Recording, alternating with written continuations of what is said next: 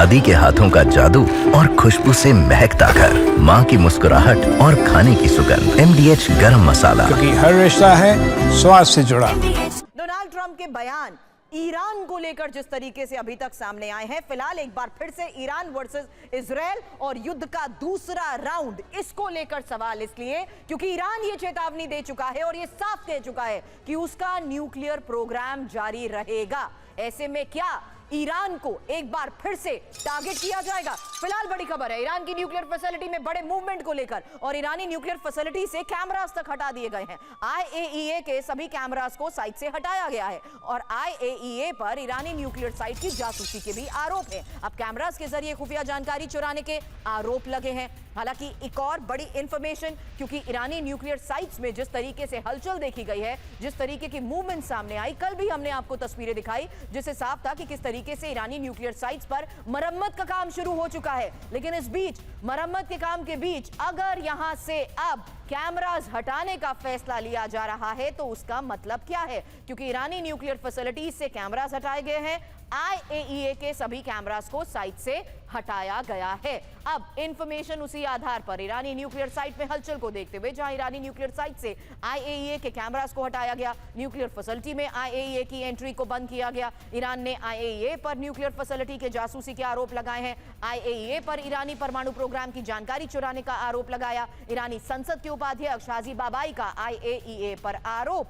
हालांकि इन आरोपों को लेकर सवाल करूं उससे पहले एक और बड़ी खबर है, ईरान की न्यूक्लियर फैसिलिटी पर फिर हमले का अलर्ट है और ईरानी परमाणु फैसिलिटी में हलचल से हमले का अलर्ट। इजराइल और अमेरिका कभी भी कर सकते हैं बड़ा हमला और institute for science and international security के अध्यक्ष की यह चेतावनी है क्या? डिटेल इंफॉर्मेशन, क्योंकि युद्ध किसी भी समय शुरू हो सकता है।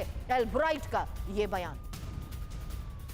ईरान पर फिर हमले का अलर्ट, इंफॉर्मेशन वॉल पर डिटेल आपके सामने, क्योंकि ईरानी न्यूक्लियर फैसिलिटी पर हमले की चेतावनी और इस बीच जिस तरीके से ईरानी न्यूक्लियर साइट्स पर मरम्मत के काम को लेकर तस्वीरें सामने आई थी, यही माना जा रहा था कि वापस इन्हीं साइट्स पर काम शुरू हो चुका है और ईरानी न्यूक्लियर फैसिलिटी पर फिर से हमले की चेतावनी को लेकर फिलहाल क्या बड़ी खबर सामने आई है? क्योंकि ईरान के परमाणु प्रोग्राम पर क्या फिर से हमला हो सकता है, ये एक बड़ा सवाल है। और ईरानी न्यूक्लियर फैसिलिटी में हलचल के बाद हमले की आशंका जिस तरीके से प्रोफेसर राजन बढ़ गई है, सवाल आपसे करूंगी, न्यूक्लियर फैसिलिटी को फिर से ईरान तैयार कर रहा है, रिपोर्ट में यही दावा किया जा रहा है और साथ ही न्यूक्लियर फैसिलिटी को फिर से तैयार जिस तरीके से ईरान कर रहा है, इंपॉर्टेंट है institute for science and international security के अध्यक्ष की इस चेतावनी को इवैल्यूएट करना कि आखिर किस तरीके से एक बार फिर से प्रोग्राम जारी रखने की बात कही जाती है, दूसरी तरफ तस्वीरें सामने आती है कि किस तरीके से वहां पर ट्रक्स नजर आ रहे हैं, तीसरा इस बीच ये कि कैसे अब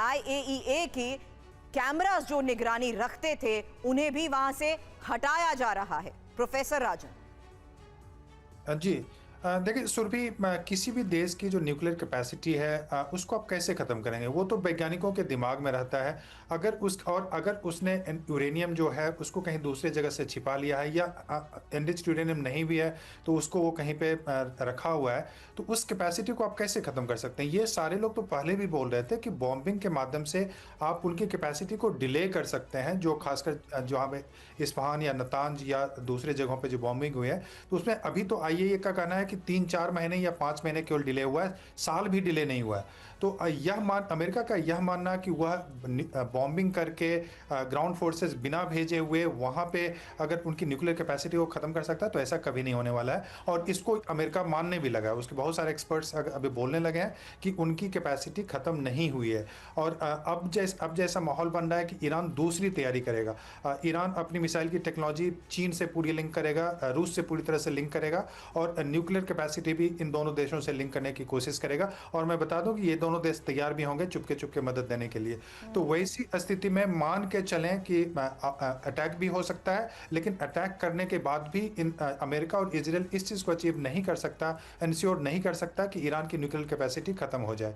उसके लिए उनको जिस ढंग से इराक में अमेरिका ने किया था कि वहाँ जाके कुछ वर्षों तक वहाँ पे रहे, उसके बाद सारे सिस्टम कंट्रोल, वह ना तो इजराइल करने के लिए तैयार है और ना ही अमेरिका करने के लिए तैयार है। तो यह मान के चलें कि यह युद्ध यहाँ पे खत्म नहीं हो रहा है और अटैक और काउंटर यानी आपकी बात का मतलब क्या ये निकाल लिया जाए कि ईरान की अब न्यूक्लियर तैयारी को लेकर इसी तरीके से हमेशा सस्पेंस भी बना रहेगा? दादी के हाथों का जादू और खुशबू से महकता घर, माँ की मुस्कुराहट और खाने की सुगंध, MDH गरम मसाला। क्योंकि हर रिश्ता है स्वाद से जुड़ा।